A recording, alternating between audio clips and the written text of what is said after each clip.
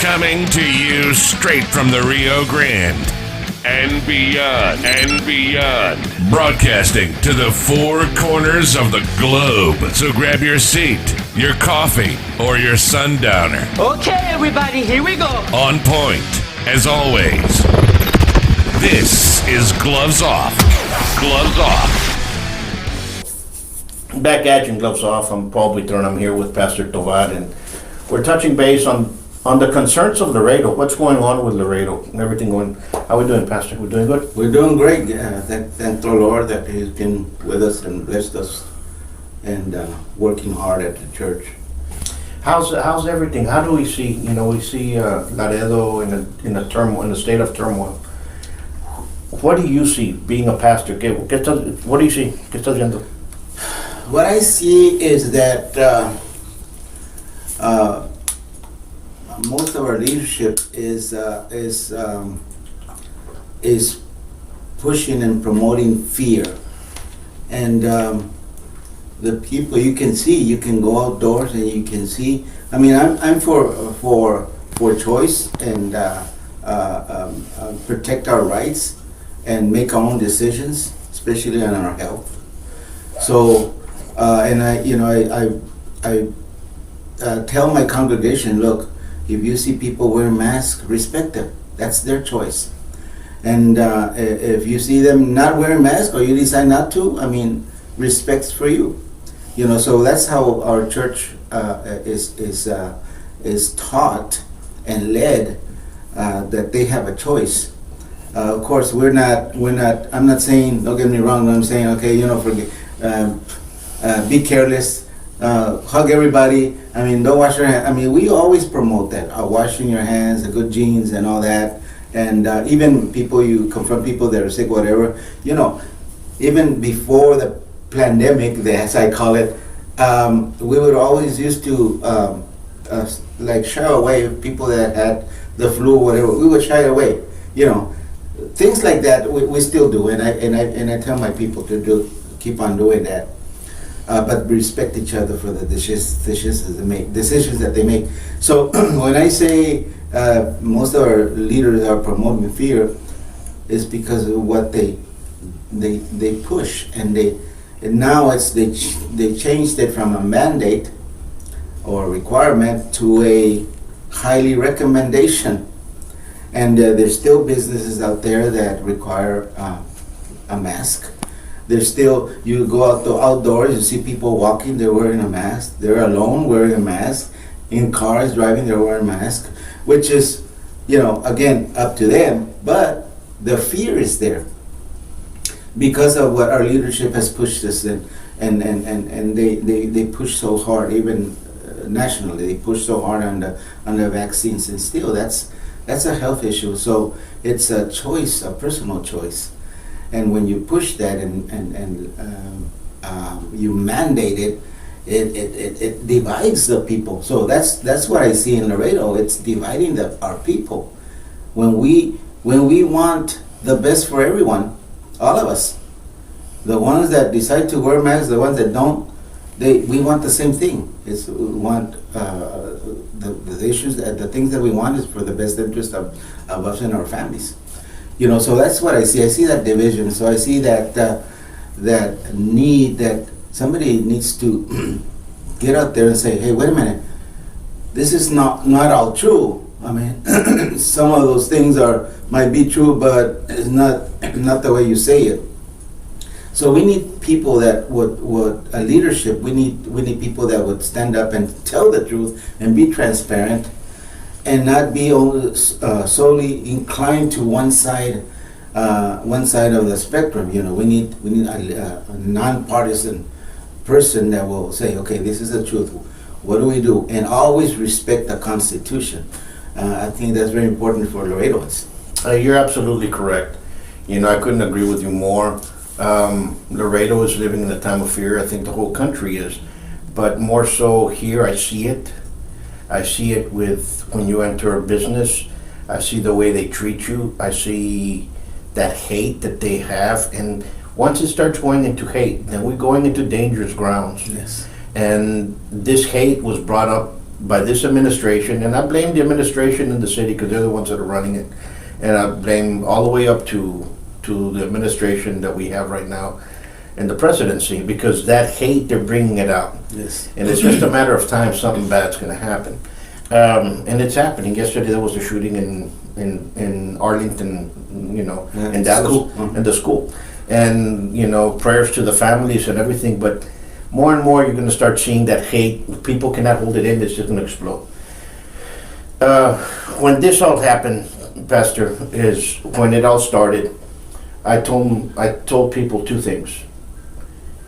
It's going to be very hard to remove those that are in office.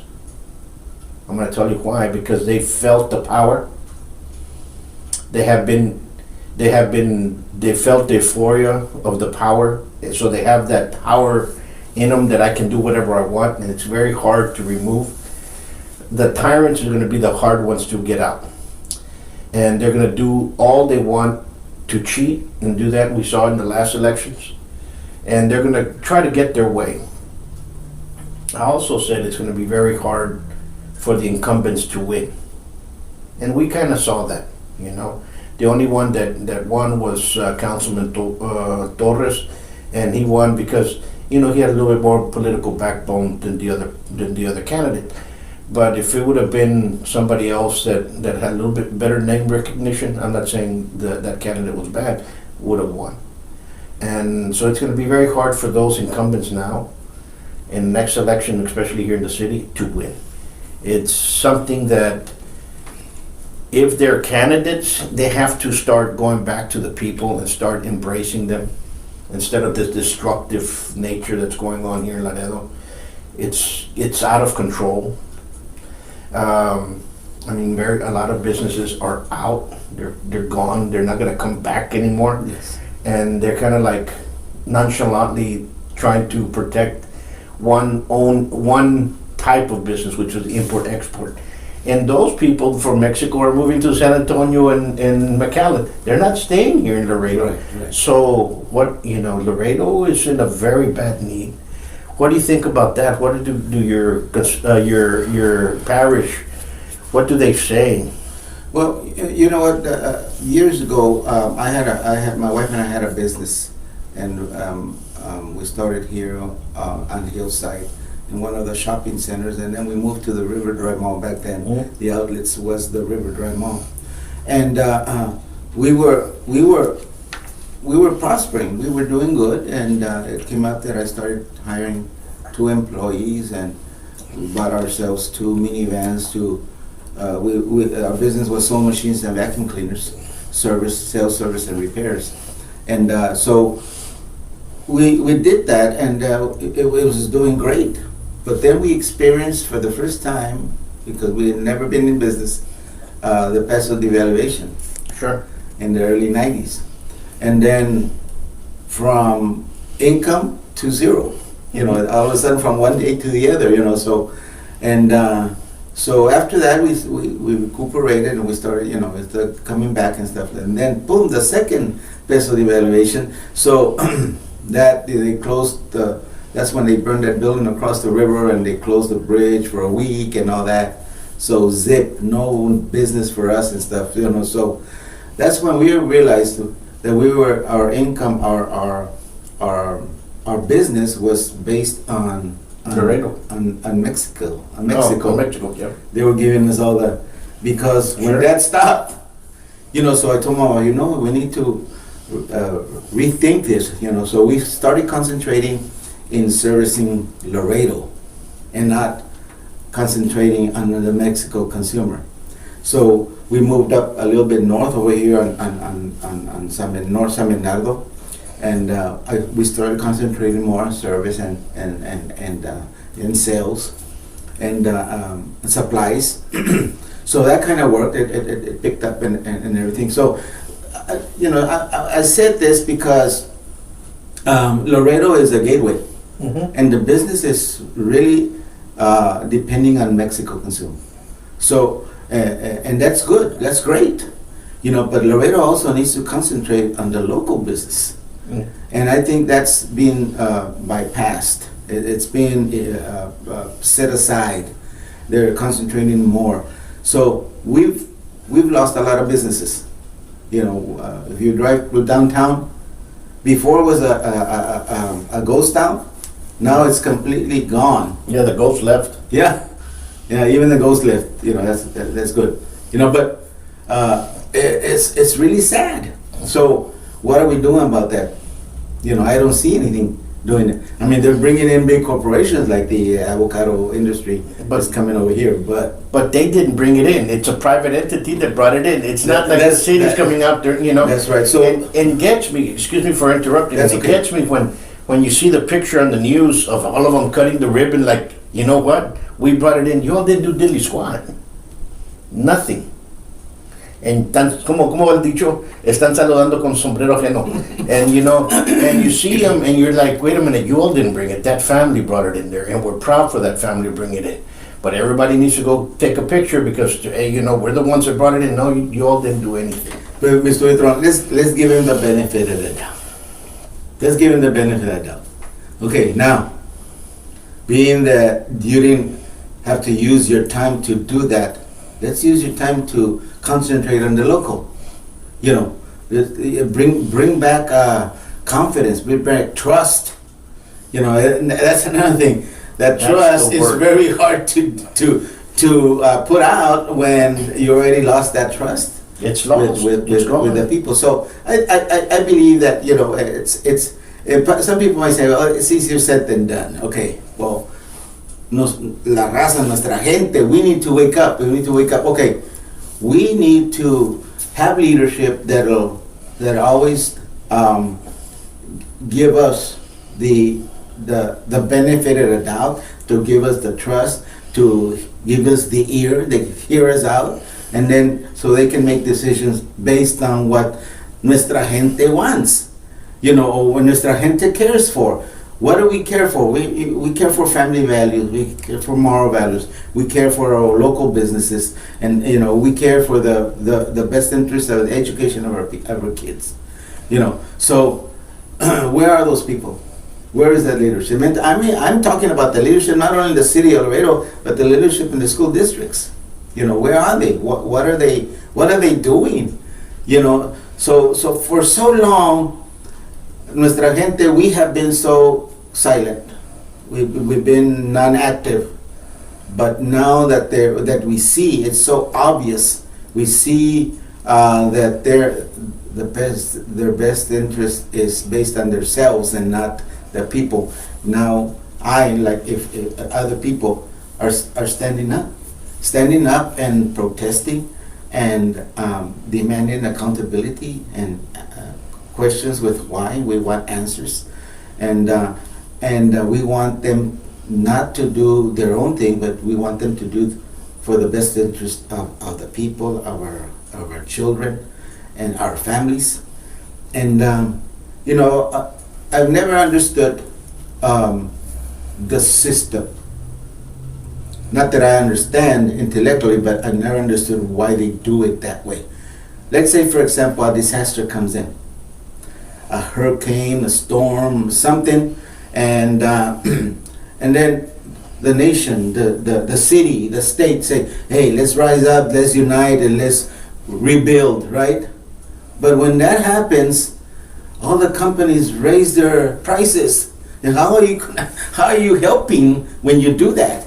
Everything else rises, and so we're in the need. We're struck financially and everything, and then you raise all the prices and all that. So I never understood that. You know, there might be corruption, there might not be. I don't have enough knowledge to know exactly what's going on. I understand. You know, and you got something there because you said something about a natural disaster. You know, hurricane comes down, a blizzard comes down. We had that freeze, but that was a man-made freeze. I mean, the electric companies were told to shut down the power. This was not Jack Frost that came down here and said, you know what, I'm gonna go after you Texans. This was two different individuals that don't even live in Texas. One lives in Michigan and the other person lived in Germany, telling the electric companies to shut down because they have to protect the windmills, the electrical windmills. And you're like, really? And nobody has gone after them. Nor our governor, nor our mayor, nobody has gone after those companies and held them responsible. You see, that's lack of trust.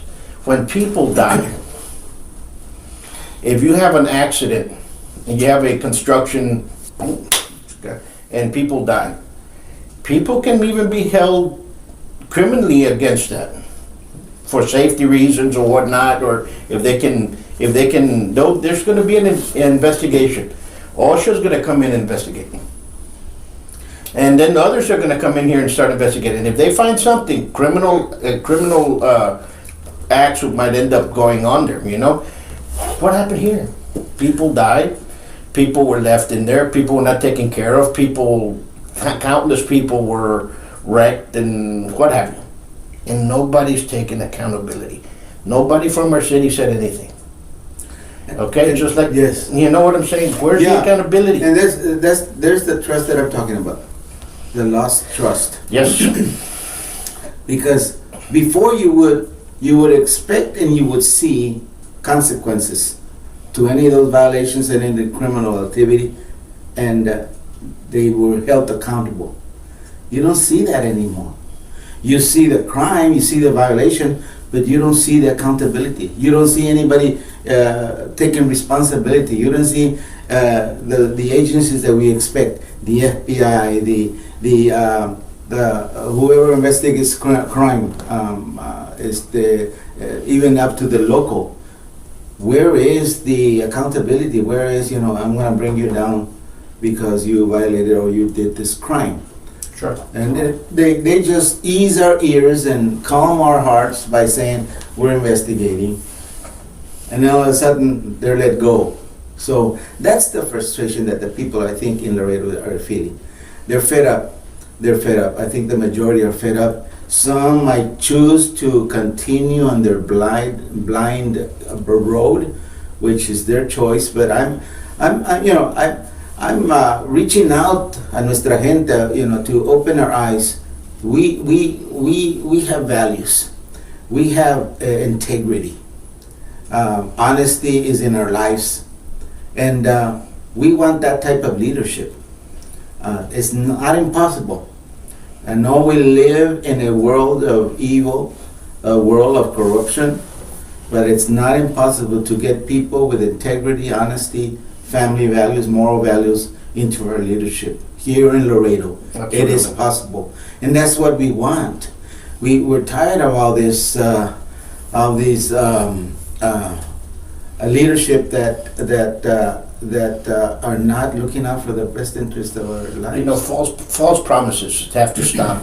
We can't elect somebody on a false promise. We can't elect somebody because, you know what, es el sobrino del vecino, because he's a friend of mine's daughter's husband. Who cares? Is a guy qualified enough to be there? Yes. What did he do beforehand? Exactly. Was he qualified to be to get that position? I don't want anybody to go in there to start learning on the job. And that's a call out to la gente, a nuestra gente. We need to find out exactly who they are, what they stand for, and if they're sincere enough to lead and represent us, and if they have the savvy, if they have the knowledge, even if they don't have experience, but have the knowledge to do it. It'd be great with experience, but then again, where's the trust? How can you trust somebody who has been there for a while on politics or whatever? You need somebody that's connected with the community that they're represented. If you're not connected to that community, then you shouldn't be there. Okay, you have to be connected. It's my whole district runs from here to there. Yeah, but you better understand where everybody's at. You have to have some type of connection. Or connect yourself. Yeah, or connect yourself, exactly. Well, what happens is we've had lawyers, we've had doctors, we've had educators, we've had businessmen, and the ones that actually do the best, and we've had police officers and others that have worked within the city. And the ones that have always stood up and gone forward were the businessmen that were out, that knew what was going on, or the ones that were making the better of the decisions. The lawyers have taught us that It was more, they made more red tape than was over, and they were arguing more amongst themselves and everybody else, and brought that rift between that stuff that wasn't there, and it became now an argument. It's not an argument, you're not in the courtroom. You should be in there actually saying, you know what, let's do this right, instead of allowing it. We've had city council, the mayor's a lawyer. You know, we've lost the majority of the lawsuits out of town, but they bring them in when they sue the state. We lose everything. I mean, there's something there's lacking. You know what I'm saying? You know, it's you have to realize as a man, and I'll say this, and as a woman, that if you have a business and that project is too big, you yourself have to know, you know what, I can't do that project. Let me recommend you this company that can do this project. Doctors do it all the time. You know, doctors say, you know what, that procedure's too much, but you know what, in San Antonio they have the capabilities to do that. I'm gonna refer you to this doctor. You have to do that. Get somebody here in the school and they say, you know what, I'm gonna go fight regional. Yeah, I can take you regional. Yeah, it can even take you state, but now we're talking about national, international, stuff like that in boxing. You start, you know, there's a national trainer for that. It's a given. You have to be able to say, you know what, let's push forward. And that's what they're not doing. Están abarcando mucho y no están agarrando nada. And that tells you if the person is looking out for the best interest of your constituents, and have the maturity, have the honesty in saying, you know what, I'm going to recommend you to someone that will help you way more than I can.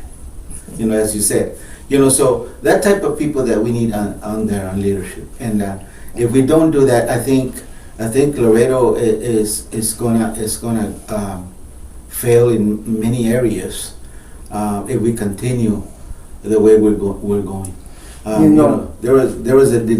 There's been a denial of border prices and back since March and all that, and all of a sudden it's not a denial no more. But they cannot.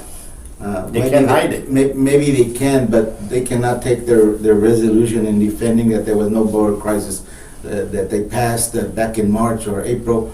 And they passed a resolution saying that there was no crisis. Yes. And then 2 months later, because of that outbreak with the people that were in Holding Institute, we now have a crisis. Right. 2 weeks after that, they were still saying that there was no crisis. And that's another thing. If you stand up and you bring it out, and if you talk against it or whatever, against their philosophy, their concept, their beliefs, you're shut down. You are condemned. You are set aside, and that's not being American. That's not being Laredoan. I mean, Laredoan is known to be, you know what, para mejorar todo, you know, to I'm going to tell you one thing about Laredoans. I grew up with Laredo también. En Laredo tenías un problema con del barrio, pues iban afuera y let's put it down. El que ganaba. Plain and simple.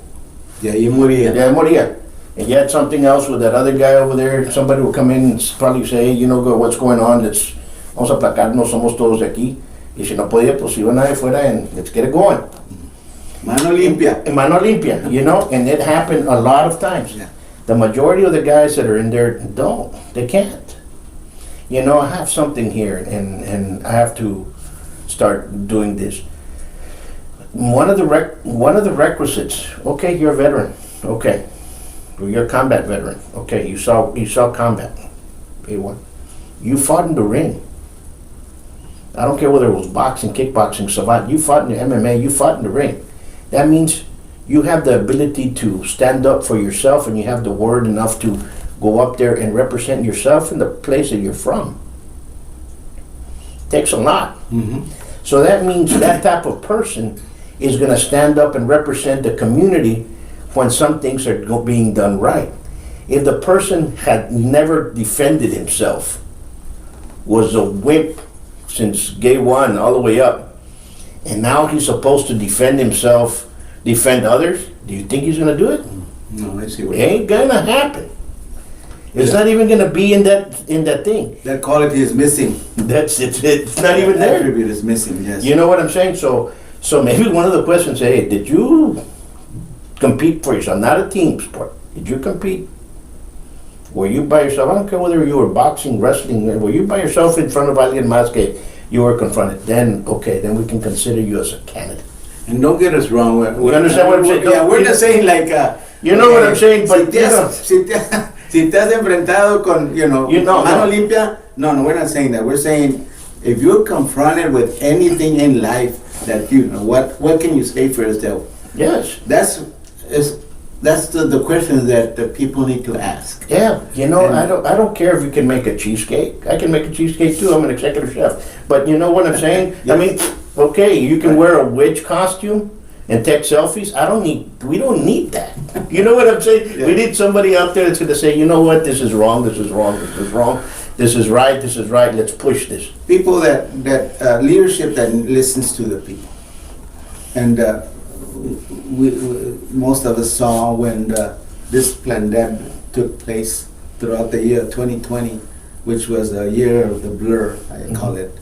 There were the city council meetings and all were virtual meetings, And they did whatever they wished. They took advantage of that. I believe they took advantage of that. And whenever there was a time a city council meeting that we were talking against the issue and all that, and they voted unanimously in favor of it, and disregarded completely the voice of the people.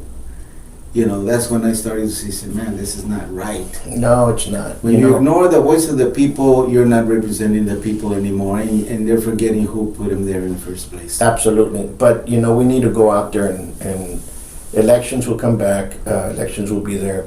They started out as good people because they saw a need that they were standing up for something. Somewhere along the line, they got off track, or what happens to them. Maybe it's a power struggle. Has never been, who knows, whatever it is. But they have lost connection with the city. The city council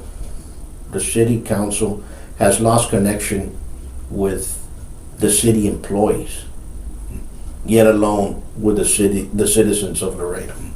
They're not even there. That's my opinion of what I've seen, of what I've observed. You cannot, you're not a movie star. Okay? Mm-hmm. Don't act this one. And you're not a person that you were elected to find the troubles within our community and to lead us ahead. Do not try to destroy people. Understand what I'm saying? Yes. Do not destroy people. Do not intimidate people. Do not try to push people down. Do not bully people. That is not what you're there for. Because there's people out in the community that like to bully the bullies. Okay? Yes. And let those people wake up. And people are not going to like it. Yes. And because there's people out there that's what... We could see, just superficially, we could see the streets of Laredo not being kept up.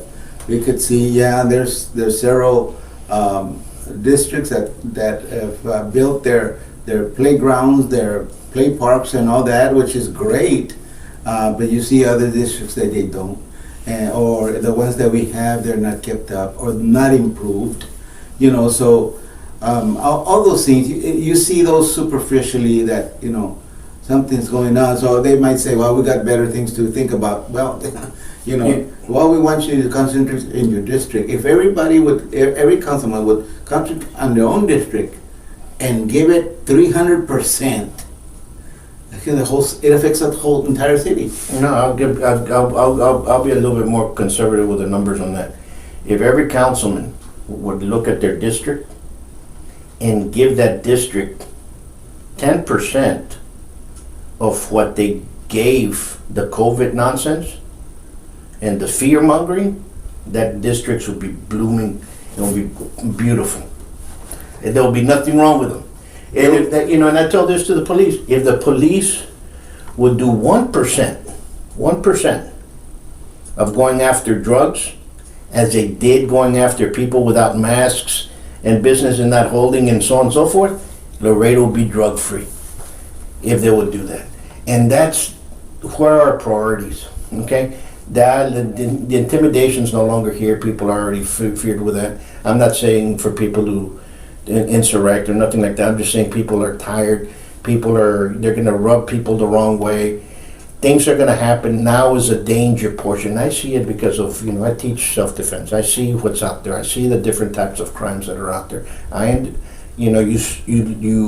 You see what's in the streets. You see what's going on. And if people are not recognizing it, we are in trouble. Because the frustration is building up. Yes. It's building up. It's like a ticking bomb. Okay. And so I see that, and I see that among the congregation. We never closed the doors of our church. But because of that fear mongering, a lot of people stopped coming to church. Yeah. So, and I'm barely seeing that the people are coming back to church. I don't see as many children at the church that I used to see before. So there's still fear out there. Yeah, the fear's there. Yeah, there's still fear out there. So, and the depression has increased, and the anxiety has increased amongst the people. How do I know? Because I see it in my people. I see it in the people that stop coming to church and all that. So that's just my little church. I have a humble, small church here in Laredo. So imagine all the people in other churches. No, you're absolutely, and let me tell you this just on that, excuse me for interrupting. It has hit everybody, that fear-mongering, and right now, fear-mongering is the way you control people, and everything's done as a business. And right now, we need the Jesus that went inside the temple and kicked everybody out at chicotazos. Mm-hmm. That's the Jesus that we need right now. Mm-hmm.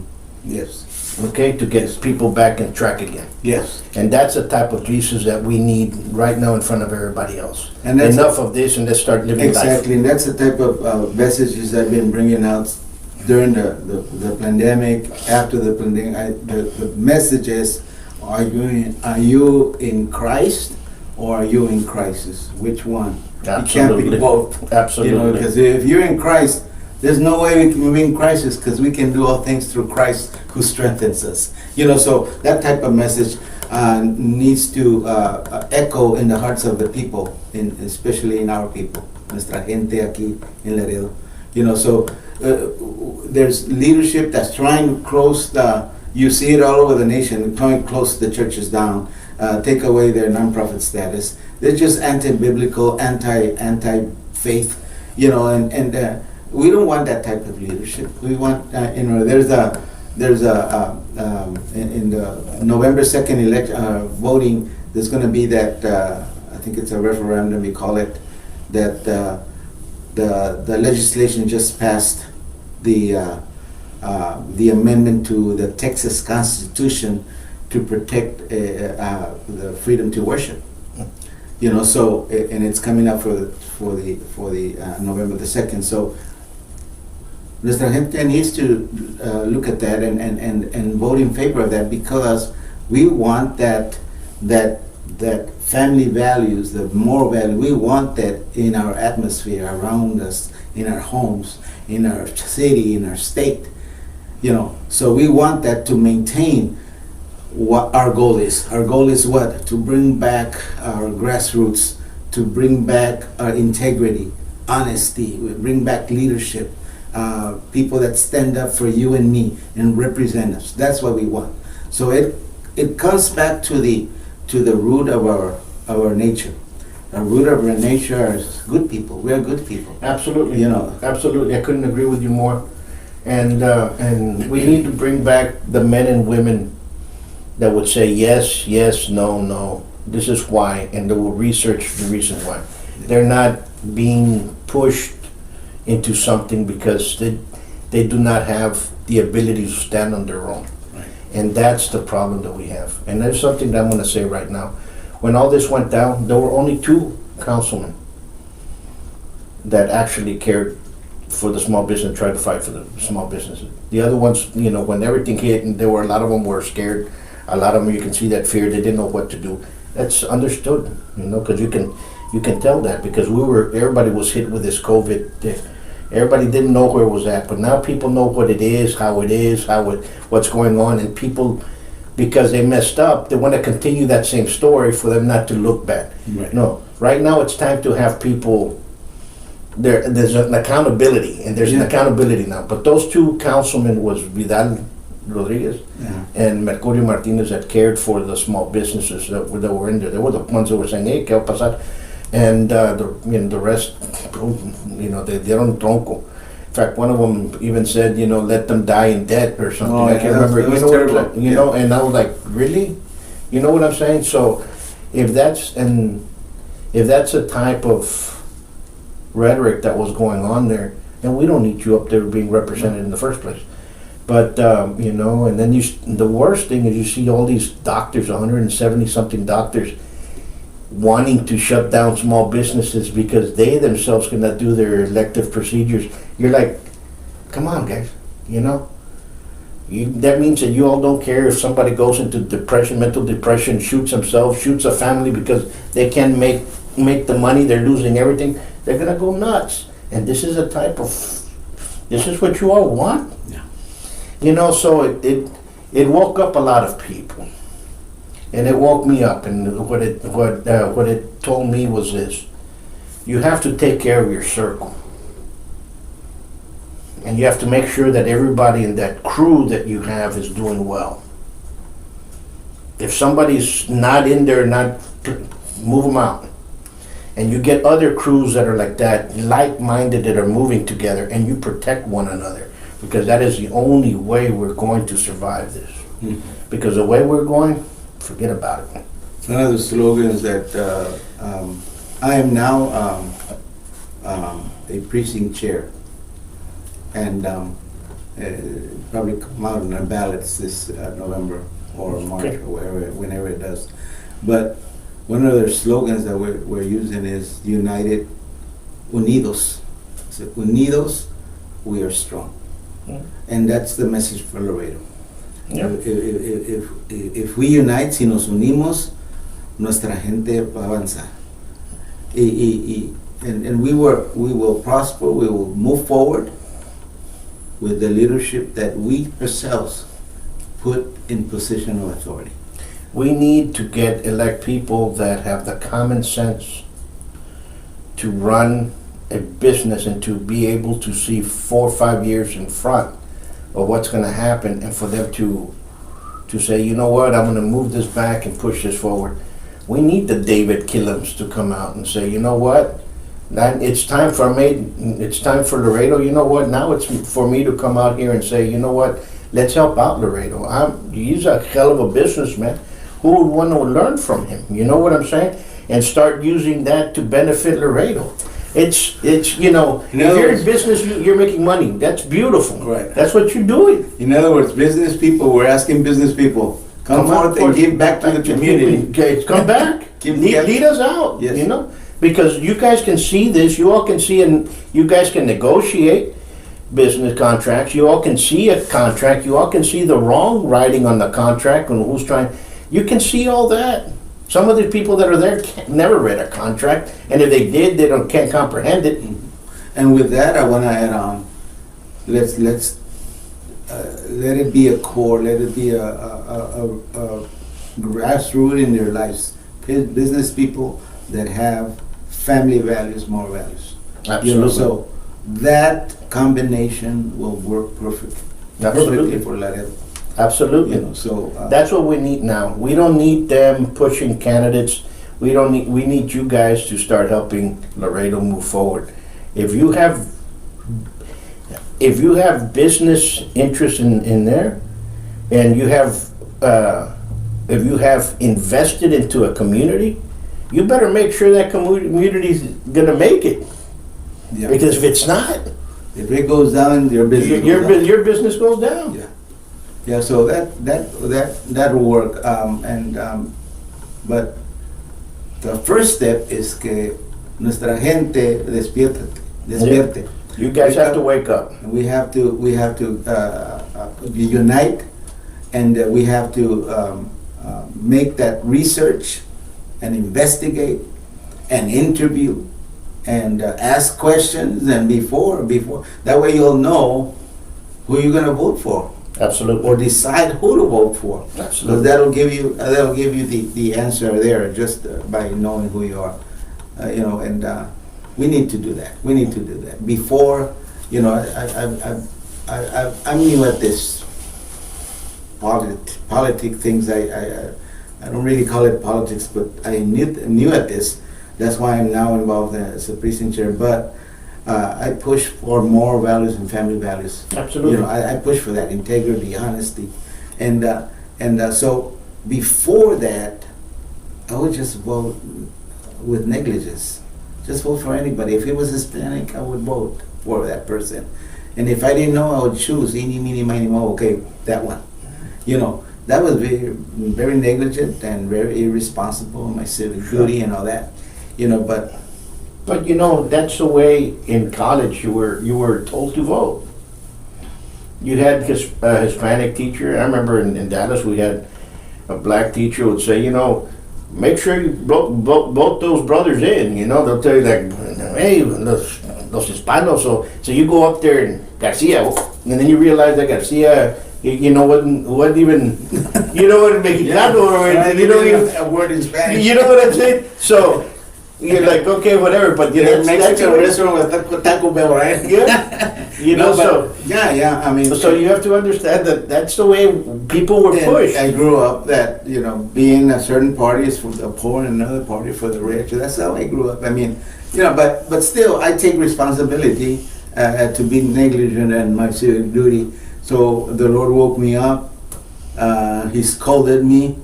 I repented, asked for forgiveness, and from that point on, I'm talking about 2 years ago.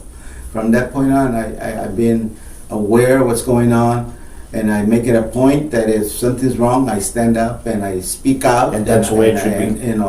Or defend, or whatever the case may be. So I've been doing that. So I think everybody needs to wake up to a certain level. I'm very much an activist. Not everybody. We're not asking everybody to be activists, but we want them to be awake and see what's going on, and see to it that you vote for someone that will fit that description. Integrity, honest, has business, so type of business in their background, and that his reputation or his history behind it stands firm, and that that he will be a great fit for the position of authority that we're asking for to be in Laredo and represent the people. Absolutely. Representar la raza, Absolutely. nuestra gente. I say raza, man. I shouldn't say that, but I would say represent Laredoans.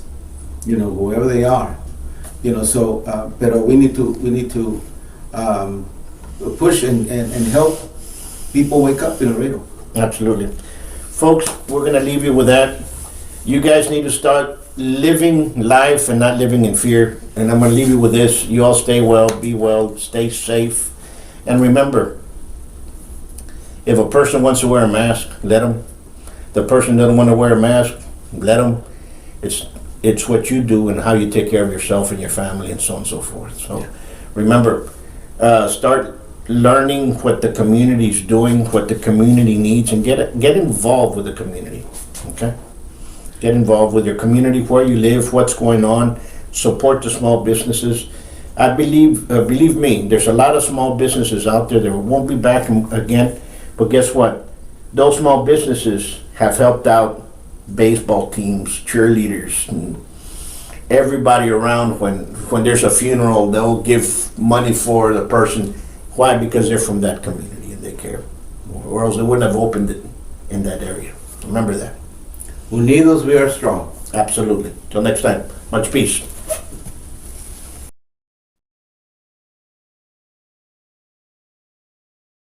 Today, in America, more than 5.5 million men, women, and children train in a martial art regularly. Buitron Academy has been serving Laredo for over 30 years now. Our adult classes are geared for producing the best in you, teaching you street-ready techniques. With the arts of Savate and Kinpo, you'll learn the traditions of these sciences of combat as passed down professor to student. Hi, my name is Jeremy. I've been here with Professor Buitrón for about a year now. I've heard of this dojo's been here for as long as I can remember. I've had several friends of mine study with him, and I've always been impressed with the styles that he taught them in Savate, Kenpo. So impressed that I brought my kids a couple months after I had started, and been progressing here, doing really well. A lot of good people come here, and I would recommend it to anybody to come and train with us, train with Professor Buitrón, and learn the styles that he knows. Come train at the best kept secret of Laredo. Give us a call for your free evaluation at 956-401-4868 or check out our website at savate.biz. Follow us on YouTube and Facebook.